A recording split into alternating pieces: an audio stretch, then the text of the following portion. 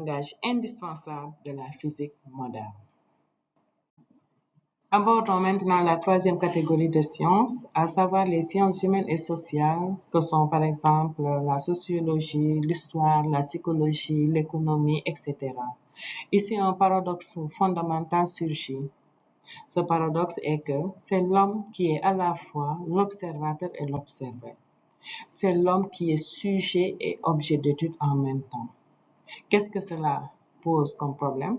Ça pose ce que l'on appelle un problème de scientificité. C'est ça qui fait que le fait que l'homme soit en même temps sujet et objet d'étude a valu à ce type de science le refus de reconnaissance de sciences au même titre que les sciences expérimentales.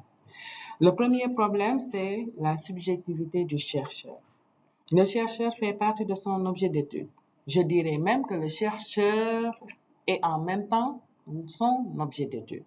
Jean Piaget souligne la difficulté de séparer le sujet épistémique, c'est-à-dire le savoir neutre, du sujet égocentrique, à savoir l'individu avec ses croyances. Deuxième problème, c'est la liberté et l'imprévisibilité de l'homme. L'homme est un être libre. Il est impossible d'énoncer des lois universelles et déterministes sur ses comportements comme on le fait en physique par exemple. Il y a aussi vraiment ce que l'on appelle l'unicité des faits. Les faits historiques ou sociaux sont souvent uniques et non reproductibles. Durkheim tentait de traiter les faits sociaux comme des choses, une physique sociale, dit-on, pour dépasser la subjectivité, mais on s'est tout de suite rendu compte que ce n'était pas possible, car l'homme est un être perfectible, un être libre qui peut apprendre de ses erreurs afin de ne pas encore les répéter.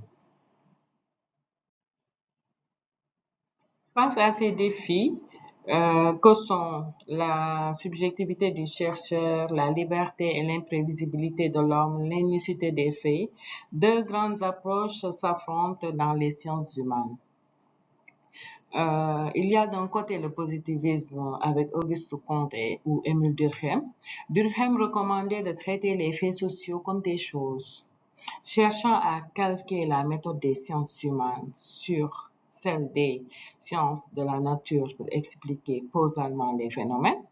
De l'autre côté, l'herméneutique avec Wilhelm Dilthey ou Max Weber. Eux, ils estiment qu'on ne peut pas traiter l'homme comme une chose. Il faut saisir le sens, les intentions et les motivations. La formule célèbre résume cette tension. On explique la nature, mais on comprend l'homme. Quittons le domaine de la méthode pour aborder l'impact de la science sur notre monde. Historiquement, la science, théoria, était désintéressée. Vouée à la recherche de la vérité, c'était un savoir rien que pour savoir. La technique poésis était utilitaire, visant à répondre à un besoin. C'était un savoir-faire. La technique a d'ailleurs historiquement précédé la science. Les artisans agissaient bien avant que les savants n'expliquent. Mais aujourd'hui, cette distinction a disparu. Nous assistons à une convergence totale donnant naissance à ce que l'on appelle la technoscience. La technique est devenue ainsi l'application directe de la science, conférant à l'humanité un pouvoir d'action massif sur les choses et les hommes. Ce pouvoir inédit soulève des enjeux éthiques vertigineux.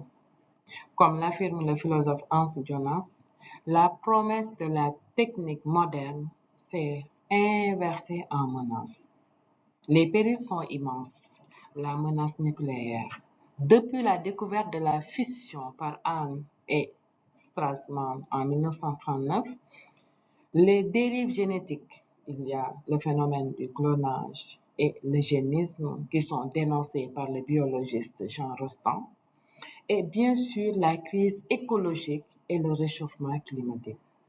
Face à cela, Hans Jonas propose une nouvelle éthique, le principe responsabilité. Résumé par cet impératif, je le cite, agis de façon que les effets de ton action soient compatibles avec la permanence d'une vie authentiquement humaine sur Terre. À cet effet, l'on peut remarquer que l'éthique n'est pas un frein à la science, mais la boussole indispensable de notre survie. Pour